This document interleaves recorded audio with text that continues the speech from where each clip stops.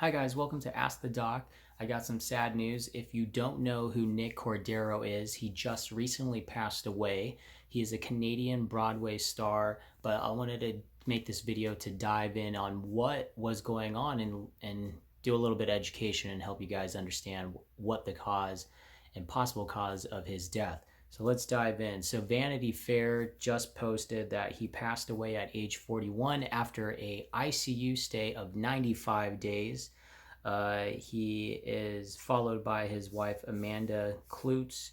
She is quoted that God has another angel in heaven today. He leaves a 1-year-old baby behind, sadly.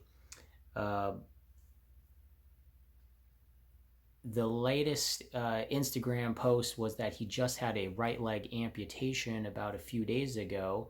And then now, today, we have recent passing of him.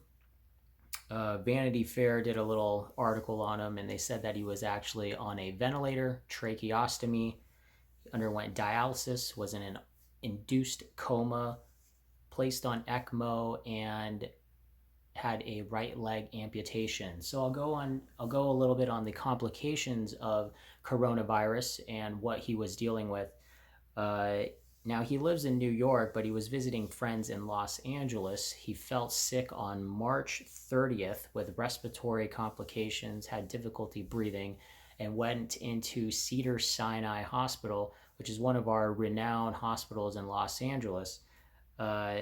And that's where he passed away as well. He was in the ICU.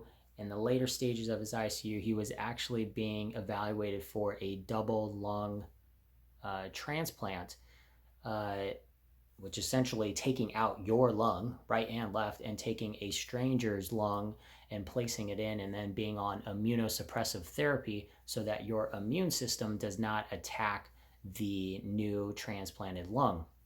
When you're talking about that, that means you're reaching for the stars. I don't know what Cedars-Sinai was doing, but they were reaching for everything. And I think it probably was because of his celebrity status. Most of the time, if you're not improving in about a 2-week period in an ICU, most docs would be talking to the family about terminal weaning or hospice or palliative care. But I don't think that happened because he was in the ICU for 95 days. So I think the mindset was full tilt. Let's make a celebrity case. It would be amazing if there was a victory out of the ICU, defeating coronavirus, and it would be a chip on the belt for Cedars-Sinai. But sadly, that did not happen.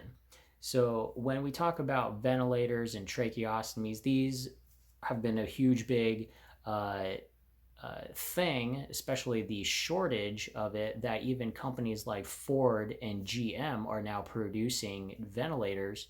And sadly, the coronavirus numbers are on the rise. And a lot of it is because of just sheer negligence and stupidity by the 20 and 30-year-old population, because they want to party.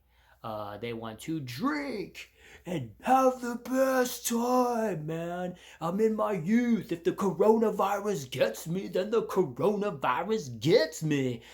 No, that is not the mindset you need to have at this stage.